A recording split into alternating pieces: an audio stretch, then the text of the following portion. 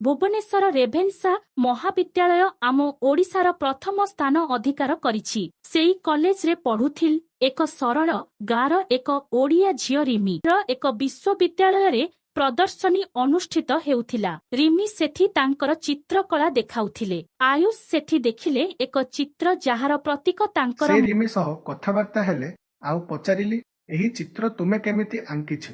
मनर अनुभूति अछि जेउथिरे धन नुहे अनुभव कथा कहे। सेठारु दुई जनंकर परिचय आरंभ हेला। आयुष आहुरी निकटकू आसिले। से तांकर जीवनर एक हस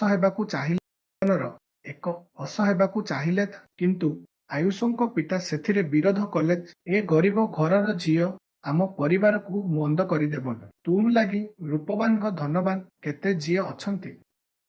रिमी स्वेच्छारे आयुषंकु छाड़ीदेले कारण रिमी चाहंती नाही जे तांको कारणरे आयुष तांको पितांकु हराई दियंतु। आयुष व्यथित हेले किंतु मन छाड़िले नाही। सेठिठारु आयुष तांकर निजस्व चित्रकला गैलरी खोलिले एवं रिमींकु मुख्य शिल्पी भाबे आमंत्रण। रिमी आश्चर्य हेले। आयुष अटूट प्रेम और विश्वास देखि से भाबिले धन नुही मन जदि पवित्र थाए प्रेम सफल हुए। सेमाने विवाह कले और एक नुआ जीवन आरंभ कले जेउठारे असमानता थिले मध्य प्रेम समता देला।